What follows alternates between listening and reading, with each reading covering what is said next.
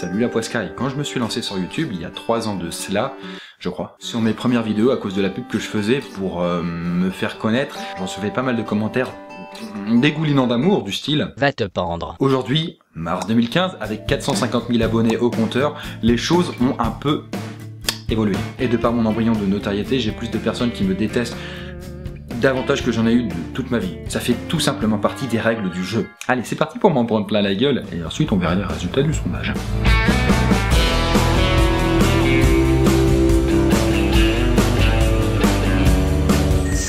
Je sais bien que vous adorez lire des vacheries sur les youtubeurs que vous suivez, et moi aussi. Seulement quand on est le principal concerné, c'est pas l'idéal, quoi. Tu dis de la merde. Sans doute parce que je suis aussi une grosse merde, Camille.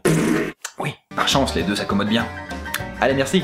Tellement de fausseté dans tout ce que t'as dit, j'ai même pas envie de tous les répertorier. Tu vérifies tes sources des fois, tu chies de la merde donc débrouille-toi pour la nettoyer. Je me désabonne, ciao. Ah, quand on parlait merde, qu'est-ce que je disais? Plus sérieusement, je fais toujours super gaffe à ce que mes sources soient le maximum fiables, Kimi. Cela dit, je reste humain et il m'arrive parfois de faire des erreurs que je ne remarque qu'après coup. Et alors j'essaye de me rattraper en mettant une annotation dans la vidéo. T'es une merde. Oh putain, ça suffit avec la merde. Je suis un bel étron. On l'aura compris. Quelqu'un pour relever le niveau? C'est destiné aux adolescents des vidéos. Où c'est ton niveau? Ah bah voilà. Je te félicite chaleureusement, Philippe, si tu connais tous les trucs que je dis dans mes vidéos. T'es une vraie bibliothèque sur pattes, mon pote. Ouais. Après, si tu parles de mon humour, qui te laisse de marbre, c'est une simple question de goût, tu sais. Le goût. Tu trouves que c'est d'un niveau ado? Bah écoute, retourne à ton humour spécial senior. Allez, bisous. Tu plagiat de ouf, gros. Wesh gros, si pour toi ce que je fais s'appelle plagier, alors le cinéma plagie le théâtre, les livres plagient les tablettes d'argile, le Coran plagie la Bible, ouais. Mais je vais t'apprendre un petit truc. Inventer, c'est surtout savoir combiner plusieurs choses qu'on n'aurait jamais vues ensemble. Humour, éducatif, vidéo, tout ça séparé, on connaît. Mais une fois tout ensemble, le total peut dépasser la somme de chaque partie. Mec, je ne sais pas si t'es au courant, mais tes vidéos sont vraiment nulles. Arrête les vidéos et reprends tes études, car en t'entendant, on a l'impression que l'école n'a jamais été gratuite. Envoyez-moi de paix, s'il vous plaît. Non. Allez, sans rire, si l'école formait des gens qui réussissent dans la vie, faudrait que tu m'expliques, mon petit doigt, pourquoi on voit autant d'étudiants avec des masters qui finissent caissiers à Carrefour. Faut qu'il arrête les blagues. Et il faut revoir ton orthographe. Ta mère t'es pas mal. Je réitère mes réponses. Preuve que ce qui déplaît à certains, par exemple toi, pourra plaire à d'autres. Par exemple, moi, l'humour d'Eric et Ramsey me laisse aussi expressif qu'un cadavre de poule. Mais bon, j'irai pas dire que je suis le bon goût incarné, et que si ça me fait pas rire, c'est que forcément, c'est de la merde. Sujet très intéressant. La vidéo serait excellente si toutes tes blagues n'étaient pas aussi lourdes, mais très lourdes. C'est vraiment dommage, car tes sujets sont très bien exploités, mais tu en fais vraiment trop. C'est vraiment agaçant. Bon, voilà, même commentaire que les précédents, mais mieux construit. Et je comprends parfaitement Jean-Michel. C'est pas un prénom de jeune, ça. Enfin, passons. Selon l'origine, le sexe, l'âge, le niveau d'éducation, j'en passe des meilleurs, c'est normal que mon humour et ma façon de faire ne plaisent pas à tout le monde. Le problème ne vient pas de moi, mais tout simplement du fait que tu n'es pas sensible à mon univers et à mes délires. Et y a pas de souci. Seulement, je ne changerai pas pour te faire juste plaisir. Mes blagues potages, parfois vulgaires, mes mimes débiles, tout ça, ça restera là que ça te plaise ou non. Beaucoup de blagues sensibles. Quand on fait de l'humour sur certains thèmes comme le handicap mental ou la religion, il faut le faire avec soin sous peine de passer pour un sombre con. Raté. Je me désabonne.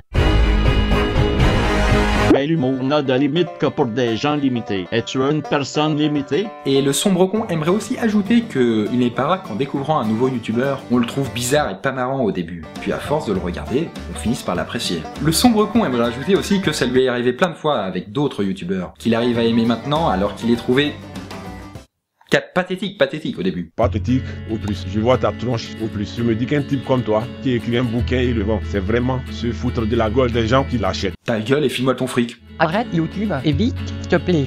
D'accord, chef. Au calme, les placements de produits. T'as pas honte de faire ça? Oh, Paul Émile, j'ai honte. Mais bon, comme sus dit précédemment dans la vidéo, je suis un bel étron. On l'aura compris. T'as vendu tes fesses pour une vieille appli, ça me déçoit. Bon, ce comme le précédent parle d'un placement de produit que j'ai glissé dans l'une de mes vidéos sur l'amour. J'en parlerai plus longuement dans l'EDK 17, notamment au niveau fric, donc pas la peine d'en faire un pâté là-dessus. Alors c'est sûr qu'il y avait plus discret comme façon de faire, oui, mais j'assume mon choix. Le mec, c'est 90% hôpitaux, 10% placement de produits. Oh mais non, oh, c'est pas possible. Toutes mes explications comptent pour de la merde, un peu comme moi. Oh non, je vais vous tuer. Nique ton grand-père mortel bâtard. Oh papy, je suis tellement désolé pour ce que je vais faire. c'est moi. Ouh, c'est pathétique. Si tu trouves que je suis pathétique, c'est que forcément je dois l'être à tes yeux. Mais ça n'est que ton propre ressenti. Moi je n'ai aucun problème avec ça, comme je l'avais dit précédemment, on ne peut pas plaire à tout le monde. Malgré la meilleure volonté du monde, même si on essaye de faire que du bien dans notre vie, il y aura toujours un ratio plus ou moins important de personnes qui ne nous aimeront pas. C'est pas parce que ce sont des cons qui comprennent rien, mais tout simplement parce que c'est juste que ça leur convient pas, tout comme moi, il y a plein de choses et de gens dans une certaine mesure que je n'aime pas. Enfin, dont je n'aime pas le travail. Je fais juste personnellement mon maximum pour avoir des vidéos léchées de manière à ce que ce ratio de mécontents soit le plus bas possible, même si je sais il ne pourra jamais tomber à zéro. De toute façon, vous savez, pour trouver ces commentaires négatifs, j'ai dû écumer toutes mes vidéos et ça n'a pas été aussi évident que ça. Je veux dire, l'essentiel des commentaires sont positifs ou anodins, du style « Pose-le si toi aussi t'aimes bien les licornes ». Après, pour garder la tête froide, faut toujours garder à l'esprit que lorsque qu'on devient connu, que notre travail se répand et va toucher des gens dont ça n'est pas du tout la sensibilité, ils en ont rien à foutre. Donc forcément, plus on devient connu, plus le nombre de personnes qui ne nous aiment pas augmente en conséquence. Même Jésus-Christ ne fait pas l'unanimité. Et imaginez s'il était à faire des vidéos évangélistes sur YouTube, à marcher sur l'eau de son bain pour essayer de convaincre les gens. Ah,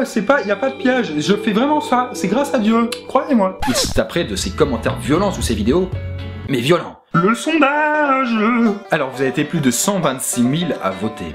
Ça représente plus que le nombre d'habitants de la ville de Perpignan. Il y a eu plus de 28% de filles dans le lot et la première question que j'ai posée est « Fêtez-vous le nouvel an en bonne compagnie ?» Et vous êtes plus de la moitié à le fêter en famille. Je suis assez surpris puisque je croyais que c'était une fête qu'on fêtait avec ses amis.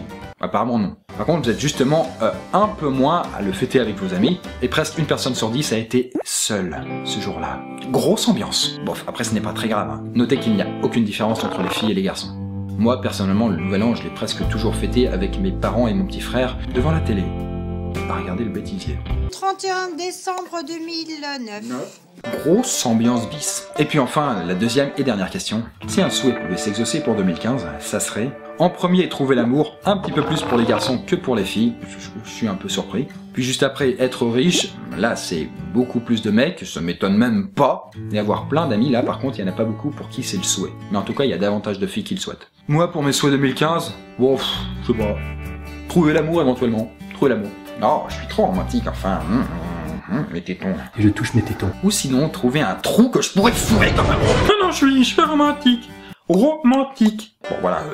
Un nouveau sondage vient de s'ouvrir, j'espère qu'on va exploser le score du précédent. Je vous fais plein de bisous romantiques. Même à mes détraqueurs. Bah oui, Jésus n'a-t-il pas dit d'aimer son prochain comme soi-même? S'il avait été sur YouTube, ça aurait été peut-être d'ailleurs l'un de ses derniers mots avant de se faire clôturer son compte pour cause de prosélytisme aggravé. Et à très bientôt.